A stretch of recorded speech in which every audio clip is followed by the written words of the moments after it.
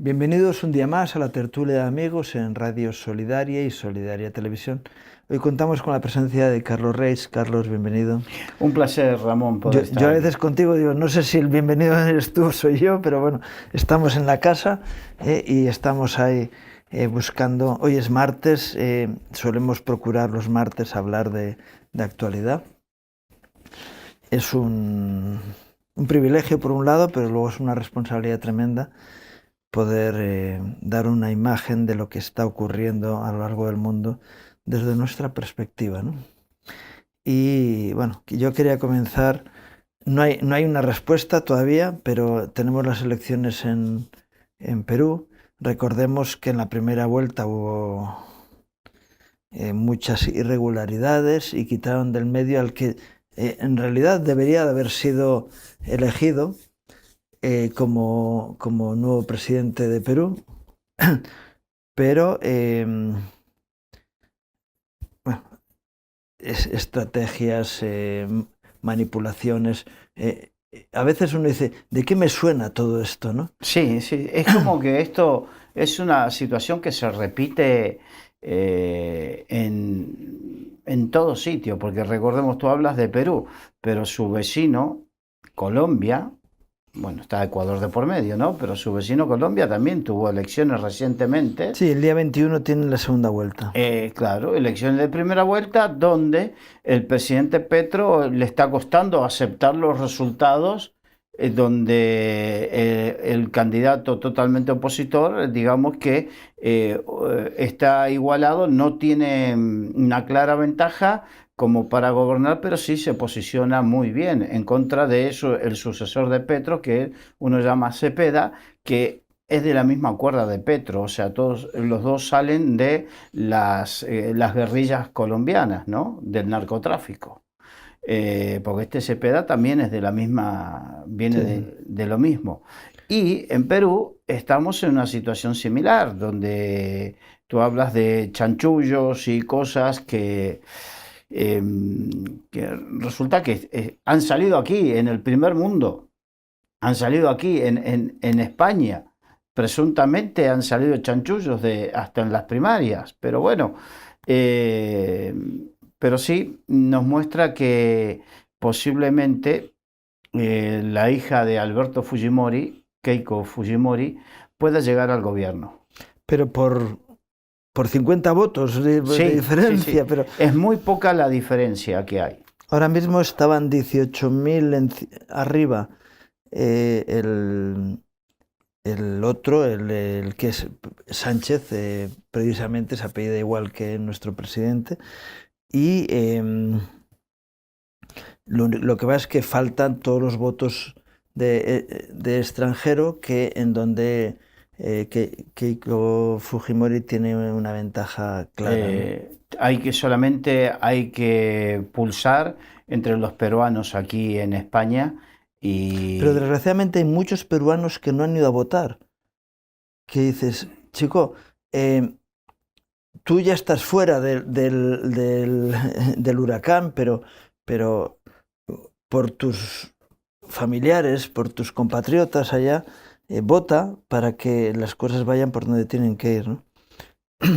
Pero bueno, ahí estamos a la espera del recuento y como en todo hay una presión importante. Está Colombia, volvemos a recordar, el día 21 es la segunda vuelta. En principio, si la gente vota lo mismo que votó en la primera vuelta, va a salir, curiosamente, el candidato opositor, vamos a decir, que no esperaban que se tuviera votos, que es el que es bueno, firmante del Pacto de Madrid, etcétera, es decir, compañero de batalla con Vox en España, y el partido de, de este, de Petro. no, del que fue presidente, bueno, se asimilaría al PP en España, Sí, que era Uribe. Oribe, quedó con un 8 o un 9% frente al 42 o 43%. Si hubieran ido juntos ya tendrían presidente en Colombia. Y ahora bueno, pendientes de esa segunda vuelta, pero si se vota igual, sale claramente el representante vamos a decir, de derechas, aunque bueno, el que no está... Él es más bien liberal que de derecha, es de la Esprella, algo así se llama, y es un abogado que Sí, es... Esprella porque es de origen italiano, Sí. y entonces la L se lee como L. Sí, y es un abogado, es un outsider de la política, no es un político, digamos, de toda la vida, de carrera, sino que al contrario, alguien cansado de la situación política y que se metió en la política porque se hartó. Entonces, que es algo que vemos que se ha popularizado un poco, porque aún en Brasil Bolsonaro tampoco era un político a la usanza y se metió en política porque estaba... Por cierto, ya que hablas de Brasil, en octubre tienen elecciones. Está muy bien posicionado el hijo de Bolsonaro. Jair, el hijo, sí. Porque al padre lo han bloqueado, es decir, no puede presentarse por los temas judiciales que han puesto en su contra, ¿no? Sí, y por otro lado también, para que veamos los posicionamientos y cómo se está en esa lucha, ¿no? Claro, los que tenemos un poquito más de años, nos acordamos de los 60, de los 70, donde izquierdas y derechas tenían esa confrontación que se llegó a la guerrilla. Muchas guerrillas se levantaron en América Latina, guerrillas de izquierdas y después hasta paramilitares de derecha que también hacían guerrillas. Bueno, una serie de cosas que trajo sus consecuencias. Pero vemos ahora como esta polarización de ideologías políticas vuelve a estar a la... Sí, bueno, en realidad en América Latina hoy en día el foco no está ahí, sino que es el narcotráfico. Exacto. Que gobierna los países. Y que se metió, carcomió a la izquierda en casi todos los aspectos, y una derecha que fue perdiendo esencia, y está surgiendo una nueva entre gente de derechas y liberales que están posicionándose.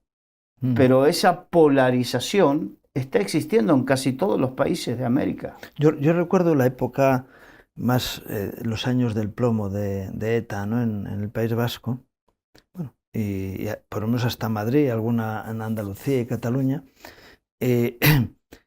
Uno de los bastiones que había por detrás era tráfico de armas y tráfico de droga.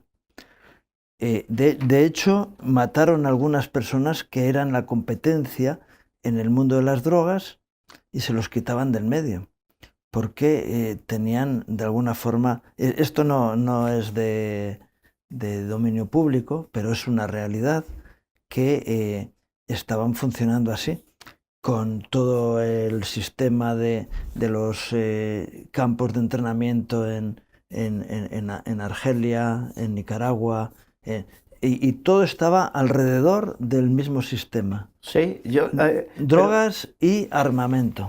No sé si tú te acuerdas una una película de este actor que hizo, un actor famoso. No soy muy bueno para el cine, pero me acuerdo que una película donde él hacía de alguien que pertenecía a los servicios de inteligencia de los Estados Unidos y que fue a Inglaterra y ahí sufrió un atentado y él terminó matando a un miembro del IRA, ¿no? Y entonces la trama de la película lleva que en el norte de África se veía un campamento de entrenamiento de terroristas donde estaban ligados todos ETA, IRA, las Brigadas Rojas, la no sé cuánto de Alemania, estaban todos ligados y en el mismo campamento de entrenamiento. Entonces, esa película sacó a luz una realidad que se sabía y que estaba, era de dominio. Por eso después cuando George Bush, hijo, lanzó misiles contra Gaddafi en el norte de Libia, y era para destruir la producción de armas químicas, pero también de terminar con esos campamentos de entrenamiento, terrorismo, de entrenamiento terrorista. También en Libia había, sí. Pero vemos todo ese conglomerado. En aquella época no entraban en el tema de tráfico de personas, pero hoy en día, de hecho, bueno, no sé si hablaremos luego, pero una de las cosas que el Papa en el discurso en el Congreso habló de las mafias que traen emigración ilegal a los países del norte, ¿no? Y curiosamente es que ahora es uno de los negocios, de hecho, en el tráfico en el estrecho de África a Europa a través de España, muchos traficantes de droga han puesto en segundo lugar el tráfico de drogas porque es mucho más rentable el tráfico de personas. Y así funcionan, bueno, entes que están detrás, y habrá que ver quién está detrás de todo eso, porque al final quien se lleva el dinero, y fíjate que decía el Papa decía, ¿no? Luchemos contra aquellos que se están lucrando y apoyemos a que las personas se queden en su país de una forma digna. Pero ese es el mensaje, y voy a decirlo no como queriendo hacer política, pero ese es el mensaje que de repente está proponiendo Giorgia Meloni en Italia, Sí. Vox aquí en España y otros. Ese es el mensaje por lo cual se les demoniza.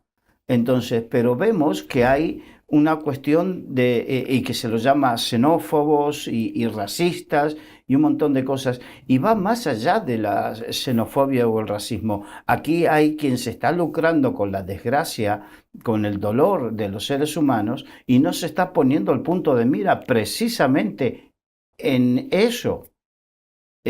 Como si eso fuese algo que no existe. Está comprobado. Hay imágenes de cómo se ven los buques nodriza que sueltan los cayucos con la gente, los llevan hasta mitad de trayecto y los llevan con cayuco, los llevan y los sueltan a los cayucos. ¿Por qué? Porque también está comprobado que los cayucos no tienen una autonomía de viaje por la cual sean capaces de salir desde su puerto, sea Senegal o sea Mali, no son capaces de salir y llegar, en este caso a las Islas Canarias, con el combustible que tienen. Tienen que ser transportados y llevados con barcos nodriza. Y hay imágenes satelitales de todo eso, sí, a los cuales no se le quiere prestar la debida atención. Sí, en el Mediterráneo pasaba lo mismo. En todo ese barullo, ¿no? Si pasamos a otros de los asuntos que ya son casi crónicos, que están ocurriendo, ponemos el foco en Israel, bueno, y en la guerra de Irán. Ayer vi unas imágenes del portavoz del ejército iraní. Claro, el tono en el que hablan es de un perro rabioso. Muchas veces, y digo lo de perro con intención, porque normalmente los perros cuando más agresivos se ponen es cuando tienen más miedo. El perro que gobierna su territorio no ladra, es decir, el famoso refrán que perro ladrador, poco mordedor, ¿no? Y decía, mira, nosotros mientras negociamos seguimos con la guerra. Y estos días atrás hasta 100 drones fueron enviados contra Israel y parece ser que se les han acabado, que tienen que construir nuevos porque ha cesado el envío. alguien puede decir, no, han cesado el envío porque van a entrar. No, no, ellos dicen, mientras negociamos, seguimos realizando el trabajo de minar, de minar, de minar. Y es lo mismo que está ocurriendo en Ucrania. Y Ucrania ha estado enviando drones a Rusia para hacer daño en una desesperada. Y luego resulta que, claro, Rusia contraataca y con el mismo medio. Porque ahora dicen, ¿para qué vamos a tener bajas humanas cuando podemos hacer la guerra con aparatos, ¿no? Claro, pero lo aprendió tarde Rusia porque se estima que tiene 1 millón de Ya, soldados muertos en los 4 años, años, sí. algo más de 4 años de guerra. Y es una situación que gane quien gane la guerra, que la guerra nunca la gana Nadie nadie, la gana. Bueno, la eh, gana sí, los fabricantes de de armas armas. y los que se llevan el dinero para la reconstrucción. Los corruptos Sí. y los corruptos que se llevan la mitad de las ayudas que van recibiendo para sus lucros personales. Exacto, pero la gran pérdida que va a tener Rusia, estamos hablando de 1 millón de soldados, estamos hablando de 1 millón de hombres, básicamente hombres Y jóvenes. y jóvenes, por lo tanto lo que está perdiendo es una fuerza y un talento, una fuerza laboral y un talento que evidentemente en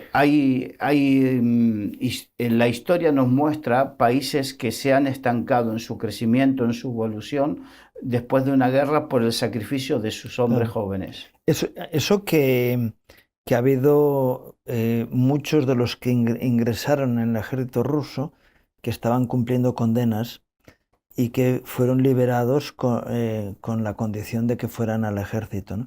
Eso también ha ocurrido. Pero más grave que Rusia es la situación de Ucrania, donde ahí sí que hay un tramo de la población completa del país que ha desaparecido. Sí, Y eso sí que es terrible. Fijaros, en Paraguay, también en Bolivia, pero sobre todo en Paraguay, por causa de guerras, hubo un momento en el que no hubo hombres jóvenes. sí, fue en Paraguay, fue después de la guerra de la Triple Alianza, la guerra donde se unieron Argentina, Paraguay, Argentina, Uruguay, Brasil y Uruguay contra Paraguay porque había un dictador en ese momento en Paraguay, pero independientemente de la circunstancia, lo que fue que Paraguay no se rendía, no se rendía y enviaba cada vez más jóvenes al frente de batalla de tal manera que la población de hombres en Paraguay mermó de tal manera que después las mujeres, no importaba si era jovencito, pero se quedaban embarazadas con jovencitos porque no había hombres. No había hombres. Precisamente hay una mujer paraguaya que va a la congregación que pastoreo y que estábamos hablando de esos dos paraguayas.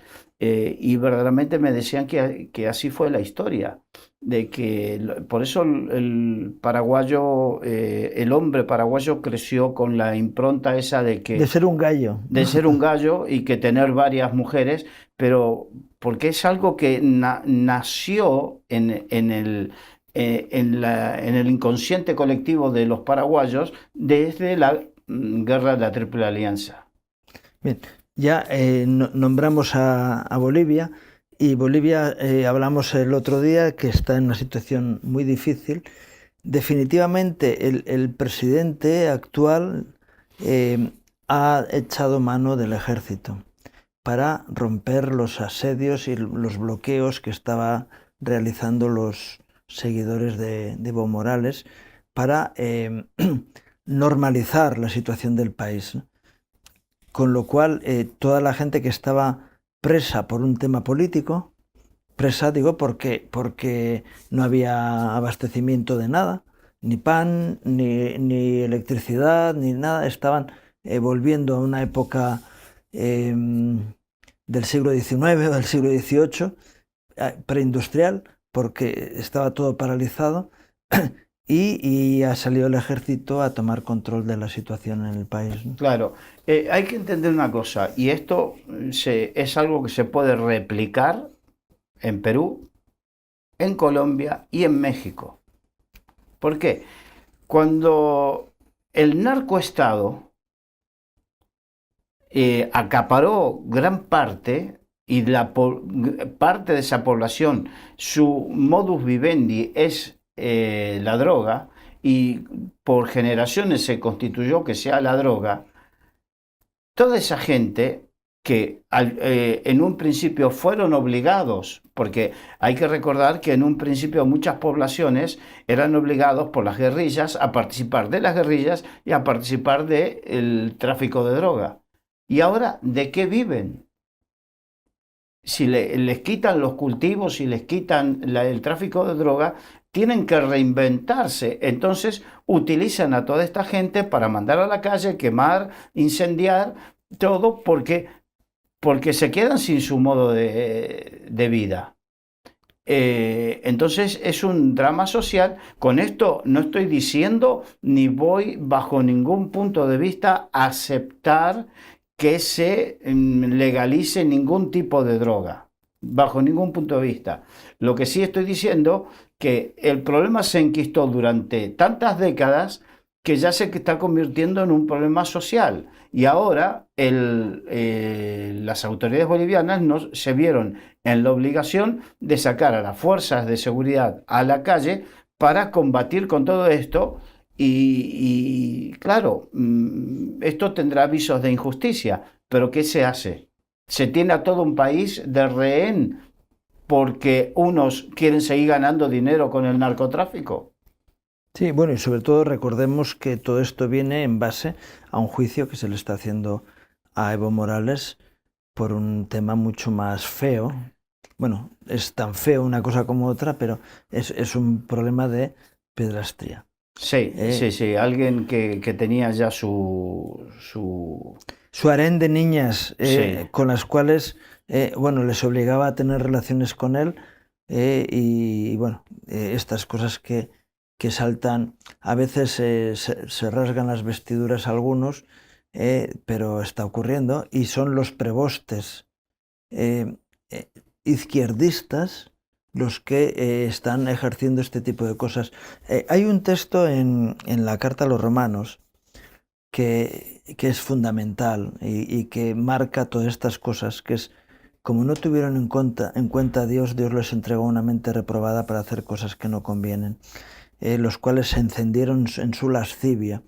Y vamos viendo cómo hay este tipo de debilidades humanas que se manifiestan en aquellos que quieren hacer las cosas sin tener en cuenta a Dios, sí. ¿no? Describe que la consecuencia directa de dejar a Dios fuera de la ecuación de la vida del ser humano tiene la consecuencia directa, y comienza a enumerar una espiral descendiente de moral que termina en hechos aberrantes como los que describe, y que no es otra cosa que lo que podemos ver en la vida de muchos, lamentablemente, en la vida de muchos. Es la consecuencia de no vivir en el temor de Dios, es decir, en el respeto a lo que Dios establece, que es lo que trae equilibrio y dignidad a las personas, definitivamente. No es cuestión de meter obligatoriamente, pero el que vive de espaldas a Dios al final se enfrenta con este tipo de cosas.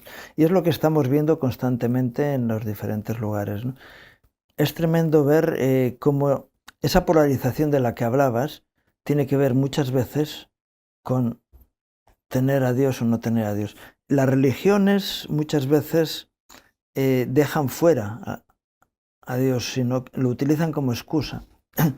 La Biblia nos habla, otra vez más la Biblia, en Apocalipsis, de una iglesia que es la de la Odisea, en la que el Señor dice: yo estoy fuera, no estoy involucrado en este, y es una iglesia orgullosa, que se cree que tiene la posesión de la verdad, y que ellos dicen: somos ricos, nada nos falta, y sin embargo Dios dice, sois unos desgraciados, ciegos, desnudos, pobres. Es decir, realmente vuestro orgullo nos deja ver la realidad de vuestras vidas, ¿no? Y este es el sistema religioso que mucho boato, y cuanto más boato ves en un sistema religioso, menos vida espiritual hay detrás, ¿no?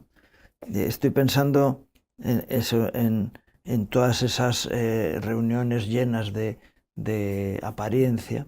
Estaba pensando en la inauguración o la reinauguración de Notre Dame en París, que fue vergonzoso, donde los obispos fueron vestidos con unos trajes coloridos, llenos de colores, que parecían el arco iris, y que fue una fantochada. Y bueno, podemos verlo más cerca en esta visita que está haciendo el Papa en España, ¿no? Pero, y sobre todo, religiones como el Islam o el budismo, tantos apariencias, cuando es curioso ver a un Cristo que nace en un pesebre, que es el rey, que es aquel que luego dice, toda potestad me es dada en los cielos y en la tierra, que trabajó con un grupo pequeño, en su lugar de mayor énfasis, que es cuando en su muerte y resurrección congrega a 500 personas. Sí, es verdad que le seguían muchos, multitudes, da de comer a muchos, 5.000, etc. Pero los verdaderos seguidores se quedan en 500 y en una semana deserta el 76%. Y se quedan solamente un 24% después de una semana con él, es decir, que era un grupo pequeño.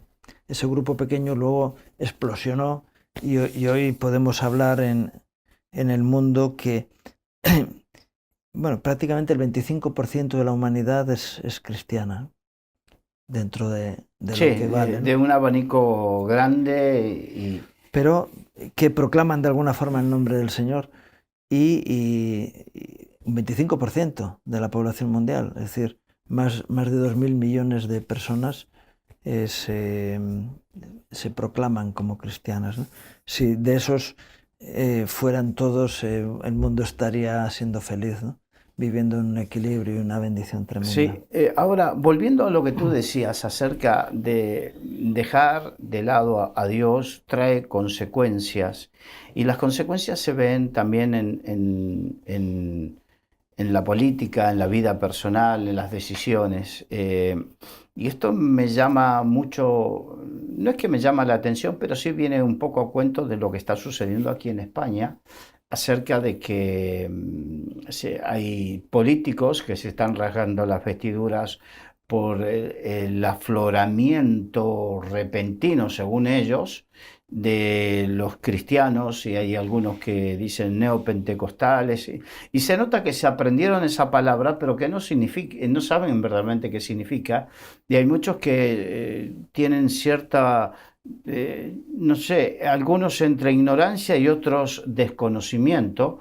Lo más leve es el desconocimiento y lo más grave es la ignorancia, pero que también muestra que deontológicamente, sobre todo los periodistas, dejan mucho que desear porque no se han puesto a investigar verdaderamente, y enseguida hay muchos que asocian neopentecostales o protestantes con la CIA, cuando verdaderamente nada que ver, en el sentido de que todos sabemos que la CIA ha hecho cosas muy aberrantes y que están en contra de nuestra moral. Están en contra de los principios morales que tenemos. Básicamente, no mentir, y creemos que la mentira, los que mienten son hijos del diablo. Jesús lo dijo. Jesús lo dijo. Entonces, no podemos estar de acuerdo con un movimiento que miente, o con políticos o lo que sea que mientan, que estén a favor de la muerte. No matarás. Por eso los hijos de Dios, los que creemos en la palabra de Dios, no podemos estar de ninguna manera de acuerdo con aquellos que promulgan, proclaman, promueven o están de acuerdo con la muerte como una forma sistemática de solucionar problemas. Y así podemos hablar de un montón de cosas. Por lo tanto, evidentemente, aquellos que nos están juzgando de esa manera, hay un desconocimiento deliberado, un prejuicio o, en algunos casos, una ignorancia supina. Hay un texto radical, ¿no?, en la palabra, Juan 10:10, empieza diciendo, es un mensaje, una enseñanza de Jesús, ¿no? Y dice, el diablo vino para robar, matar y destruir. Yo he venido para que tengan vida y para que la tengan en abundancia. La muerte frente a la vida. Digo, es que es crucial ese versículo, ¿no? El mundo que propicia la muerte, que es aladid, la muerte es aladid de ese mundo, donde se justifica la muerte, es un mundo dirigido por el príncipe de este mundo, que se llama Satanás, y que lo que está es abierto siempre a matar. Frente a ello está el Señor siempre a traer vida. De hecho, cuando se encuentra con Marta y María, las hermanas de Lázaro, que acaba de fallecer, el mensaje de Jesús a sus hermanas en luto por el fallecimiento de su hermano es: yo soy la resurrección y la vida. El que cree en mí no morirá eternamente, es decir, va a pasar de muerte a vida, ¿no? Y es el mensaje del Evangelio, decir, vida, vida, vida, vida y vida, porque Él mismo se proclamó como la fuente de la vida y la vida misma, ¿no? Entonces, cuando yo me he encontrado con cristianos evangélicos defensores de la pena de muerte, y digo, ¿qué bandera has levantado? ¿La del Señor o la del diablo? Porque el diablo viene a robar, matar y destruir. Y cuando tú participas en la muerte, eres discípulo de aquel que es un abanderado de la muerte. Y es muy crudo, pero esa es la realidad. Es decir, ya, pero a veces no se puede justificar nunca, porque es tremendo ver personas que han estado condenadas a muerte, que han recibido a Cristo en su vida y que han sido luego unos verdaderos defensores de la vida, de la dignidad. Es decir, mientras hay vida y esperanza, y cuando alguien es transformado por la gracia de Dios, se vuelve un defensor de la vida. Y cuando alguien se proclama cristiano y es defensor de la muerte, digo, algo que no encaja. Hay algo que no encaja, igual que lo que decías de la mentira. Los hijos de Dios no mienten, no pueden mentir. ¿Por qué? Porque tienen un conocimiento de la verdad. Entonces dices, entre la mentira, que es oscuridad, que es mal uso de las cosas, y la verdad, dice la palabra que la verdad nos hace libres. Claro, y para que tú dijiste, la verdad nos hace libres, pero por otro lado, para que nos demos cuenta, la palabra diablo significa padre de mentiras. Entonces, para que nos demos cuenta lo que significa, lo poderosamente contrario a nuestras creencias, que es la mentira o participar o apoyar la mentira. Y la muerte. A veces, digo, bueno, en defensa propia, bueno, vale, puede ser, pero que nadie esté contento ni justifique una acción de muerte. La única muerte que es alabada y defendida por un hijo de Dios es la muerte de Jesús en la cruz, porque era necesario que esto ocurriera.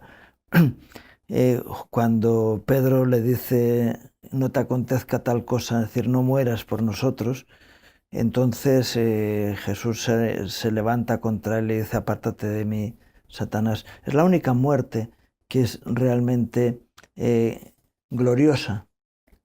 Las demás son victorias del diablo en la vida. Y hay un texto en la palabra que dice que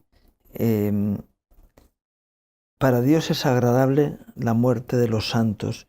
Y eso tiene que ver con aquellos que son liberados definitivamente de la cárcel temporal. Y por eso, ¿no? Porque dice, Sí, bueno, tiene que ver con un tema teológico y que tiene que ver con algo que creemos nosotros, que la vida no se circunscribe a los años que vivimos en este cuerpo, que la totalidad de la vida no se circunscribe exclusivamente a eso, sino que estamos en un periodo temporal mientras vivimos en este cuerpo que será de determinada cantidad de años, pero lo más importante es la eternidad que hay una vez que partimos de este sí, bueno, cuerpo. la eternidad la tenemos desde antes, pero algunos dirán, bueno, pues os hacemos un favor matándoos. Digo, no hace usted ningún favor a nadie matando a nadie, porque la vida es maravillosa y tiene un propósito. Bueno, frente nos hemos metido en un tema teológico, pero podemos volver a la realidad de las noticias. La verdad es que España está siendo utilizada como un crisol de los químicos utilizan bueno, sus argumentos y sus capacidades para probar cosas. Y primero, yo que estuve trabajando en un centro de investigaciones, cuando intuíamos que algo podía ser positivo entonces lo poníamos en marcha un modelo piloto a nivel de laboratorio, intentando poner las condiciones semejantes a las que podían ocurrir en el mundo real, ¿no? Pues eso, el sistema del cresol.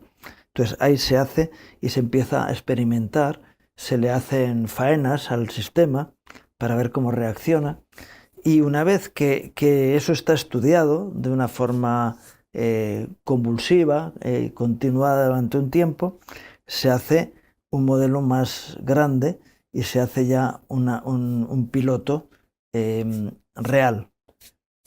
Y también se vuelve a hacer lo mismo. Y luego, una vez que se ha planteado a nivel laboratorio y luego a un nivel piloto, ya se estructura algo que funcione realmente en la sociedad. Es decir, el sistema establecido lleva a poder presentar a la sociedad una solución. Muchos han visto en sus pueblos, en sus municipios, los centros de purificación de aguas. Esos empezaron en un laboratorio de una forma pequeña y se han ido desarrollando para que ahora estén funcionando, y los residuos urbanos son purificados y las aguas son enviadas limpias, ¿no? Bueno, todo eso. Y España está siendo utilizada de una forma especial como un lugar de ensayo para ver qué cosas ocurren. Y eso nos lleva a tener unas situaciones muy convulsivas, ¿no? Eso es lo que se llama la ingeniería social, ¿no? Que por métodos como ratones de laboratorio, ¿no? A ver el comportamiento, cómo se Sí, comporta la sociedad y así ver es. para dónde va a salir la situación y ver cómo pueden corregir de manera que lleguen a lo que ellos quieren. Y por eso nos encontramos con... De hecho, fíjate, el domingo un hermano, estuve en Portugal, me decía, el sitio donde estoy viviendo están queriendo montar un sistema de ciudad de 15 minutos. Esto ya lo intentaron en Inglaterra, fracasó. Lo han intentado en España, ha fracasado también, gracias a Dios. Bueno, estaban propugnando varios municipios, uno de ellos cerca de Madrid, donde las personas tienen todos los servicios a 15 minutos de su casa. La universidad, el trabajo, bueno, todo. Y de tal manera que luego dicen, ya, pero usted no necesita salir de aquí. Si usted sale, es una persona un antisistema. Sí, ¿no? Y que no tiene respeto a los demás y está haciendo uso indebido de los recursos, cuando el mundo tiene unos recursos limitados, mentira, pero bueno, están en ese plan. Y en España hay muchos sistemas que están utilizando tipo social, leyes y cosas que se han puesto en marcha. Curiosamente, me llamaba la atención. Saben que el mes de junio, a nivel mundial, ha sido proclamado desde la ONU como el mes del orgullo gay. Bueno, y me congratulaba de ver que en este mes ha habido, bueno, fue el día último de mayo, una marcha por la vida. Estos días las calles han estado repletas por medio de la Iglesia Católica en el centro de Madrid, y yo estaba pensando, igual que ha habido quienes han tomado esa reflexión, ¿no? Es decir, 500.000 de jóvenes en la Plaza de Lima. Yo estuve pasando por allí la víspera y tenían un montaje tremendo. Luego se llenó aquello de jóvenes. Las calles, una vez terminado el acto, estaban limpias, sin un papel en el suelo. Y eso honra, ¿no?, a la gente que estuvo ahí, frente a lo que hemos vivido de los festivales del orgullo gay, que todo estaba luego lleno de basura por todas partes, ¿no? Y este fin de semana, el día 13, va a haber una marcha de España Oramos por Ti por Madrid, ocupando las calles una vez más. Y yo digo, qué bueno que en este mes, que debería ser llena las calles por un cierto tipo de personas, está siendo ocupada por otro tipo de personas, con lo cual todo eso, ese sistema de arquitectura social que se ha estado intentando implantar, está siendo, por una ley que hay, tanto física como espiritual, que cualquier acción conlleva una reacción. Es una de las leyes de la física, ¿no? Ante una acción siempre se produce una reacción, y está ocurriendo, ¿no? En ese crisol está ocurriendo que está habiendo una reacción, con lo cual me congratulo. Pero comenté antes, ¿no?, el discurso que el Papa realiza en el Congreso ayer fue, ¿no? Sí. Dicen 7 minutos de ovación, y yo estuve viendo las imágenes y yo digo, ¿cómo puede ser la gran hipocresía del sistema político? ¿Cómo puede ser que, porque les metió bien, Sí. ¿Cómo puede ser que estén en plena ovación los que, por ejemplo, entre otras cosas, que habló en contra del aborto, y que los que están a favor del aborto y votan a favor del aborto estén ovacionando? Hay una inconsistencia.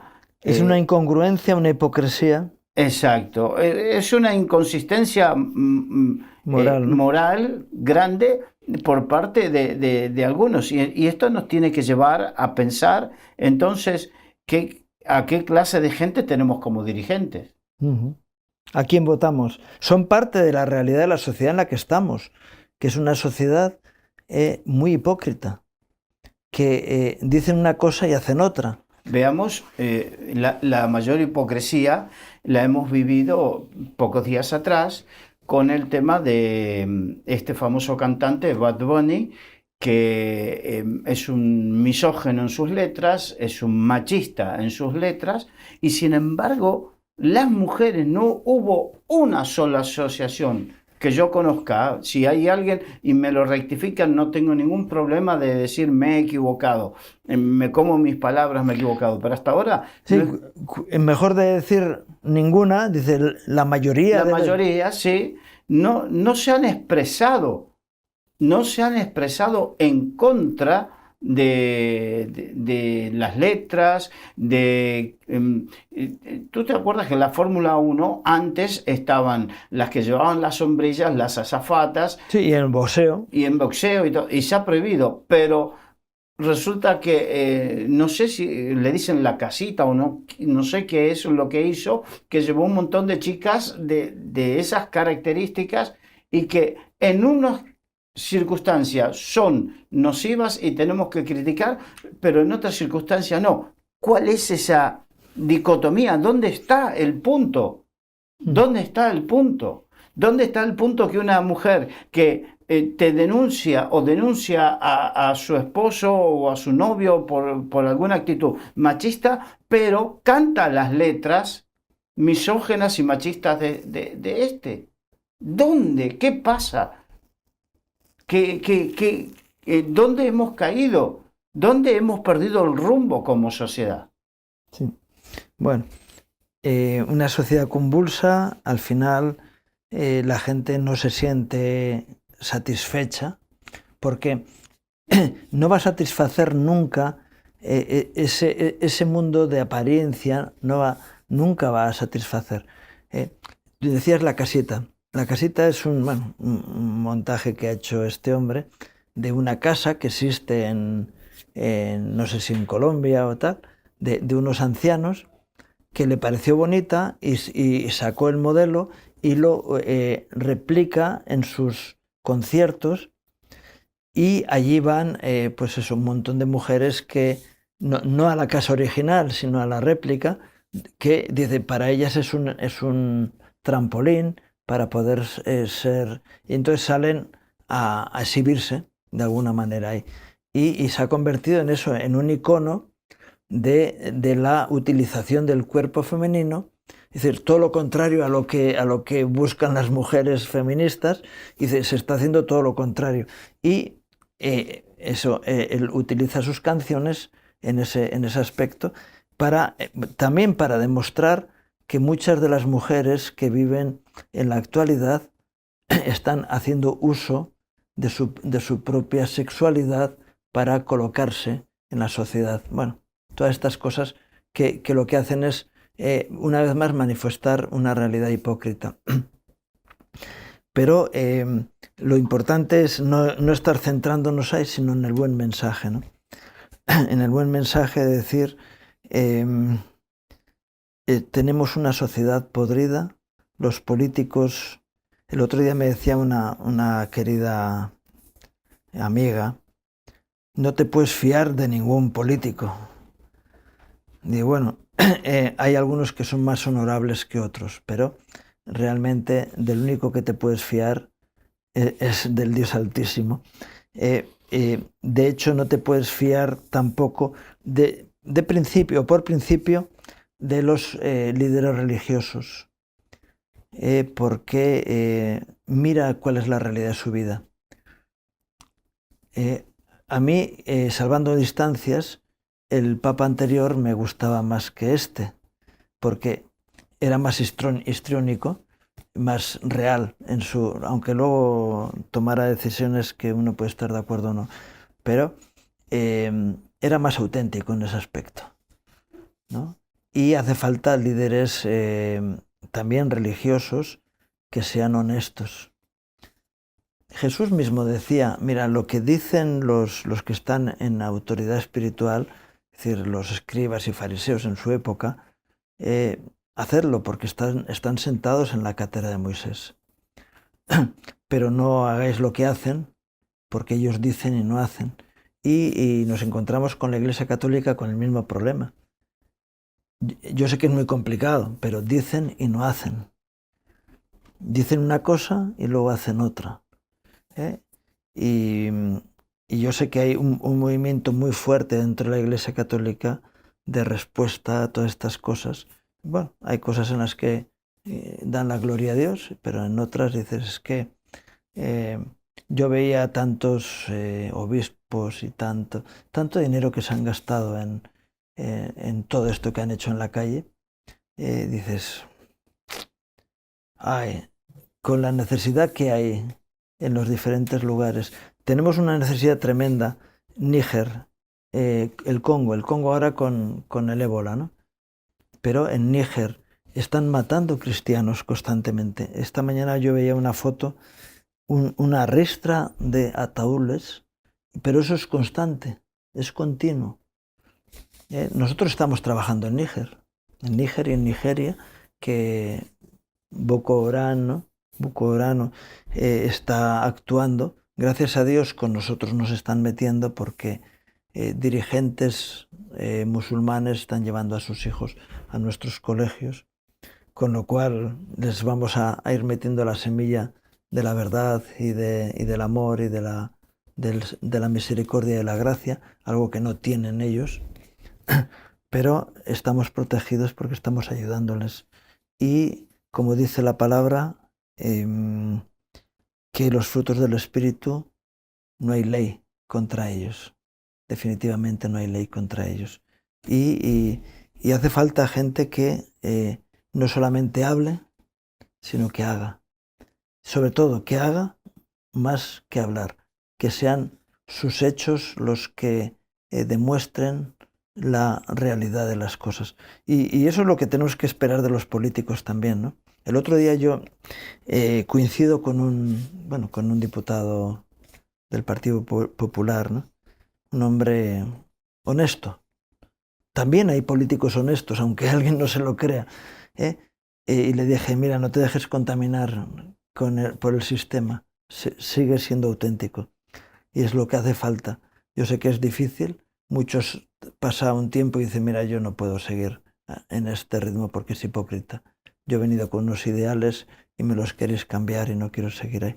Pero qué bueno que pueda haber referentes auténticos que puedan llevar las cosas adelante. Y eso es lo que va a manifestar la gloria de Dios. Y en este país necesitamos ese tipo de dirigentes frente a los hipócritas que aparentan, que se gastan los recursos, el Super Puma y el Falcon a disposición. Pero también permíteme que quizás terminando, porque el tiempo se nos acaba, sí. Pero hace unos años, un día, el Señor me dio esta palabra en Hebreos, cuando dice, creo Hebreos 12, que las cosas conmovibles serán removidas para que queden las inconmovibles. Y entonces entendí que este país necesitaba tener este sacudón, que te estoy hablando hace más de 15 años atrás. Entonces, todo este sacudón donde quedó gravemente herida la credibilidad política, la credibilidad hasta de la corona. Sí, y eclesiástica. Quedó gravemente herida la confianza en el sistema, porque los europeos estaban muy confiados en el sistema, ¿no? En la calidad de vida que le ofrecía el sistema. Y ahora que vemos que no se sabe si se van a cobrar las pensiones, hasta cuándo, el sistema está dejando muchas grietas, el sistema de médico, de salud, ya no es el mismo que hace 20 años cuando yo vine.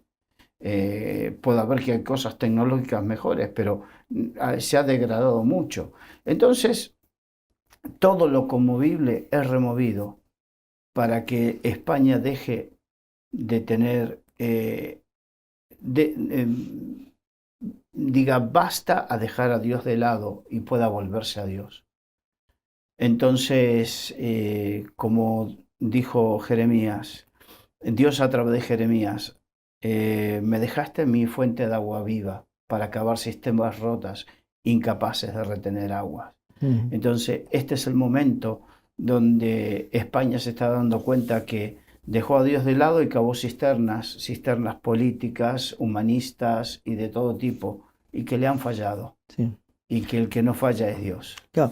Y el problema es que podemos ir a lo macro y olvidar lo micro. Lo micro es lo personal de cada uno. Personal. Entonces, qué bueno, y Dios hace las cosas al revés. Él empieza por lo micro, por el trato personal, para que luego la influencia pública sea realmente válida desde personas que merecen la pena porque Dios las ha ido edificando, ¿no? Y es lo que tenemos que buscar, decir, bueno, veo la realidad de un mundo que está corrompido, veo la realidad de un corazón corrompido, busco que Dios lo sane, lo santifique, lo renueve, para que yo pueda empezar a hacer las cosas honestamente. Hace unos años hubo un grupo de jóvenes evangélicos que empezaron a decir que queremos hacer las cosas en buen orden. Y se dieron cuenta que estaban bajándose programas piratas, veían las películas o escuchaban música que iba por un canal que no era el correcto. Estaban robando, definitivamente. Y empezaron a decir, vamos a dejar de hacer esto que estamos haciendo para hacer las cosas bien. Muchos se retiraron del proyecto porque decían, no, es demasiado comprometido, tengo que renunciar a muchas cosas personales que estoy haciendo para empezar a hacer las cosas bien. Qué bueno que cambiemos eso y empecemos a asumir la responsabilidad personal para cambiar el mundo que nos rodea, empezando por el mundo que uno tiene dentro de sí. Yo creo que ese es un buen reto y un buen llamado que podemos hacer hoy a quienes nos escuchan. Sí, el mundo está mal, pero ¿y tú? Pero ¿y tú? Y yo creo que con esa idea podemos dejar el programa aquí. Te pido, como tenemos por costumbre, que podamos terminar con una oración. Padre, en el nombre de Jesús te damos gracias en este día y te pedimos que tu Espíritu Santo, Señor, esté llevándonos a nosotros y a todos los que nos están viendo y escuchando a reflexionar, a meditar sobre nuestros caminos, Señor, para enderezar las sendas y volver, Señor. Enderezar, Señor, lo torcido tú dijiste que se enderece.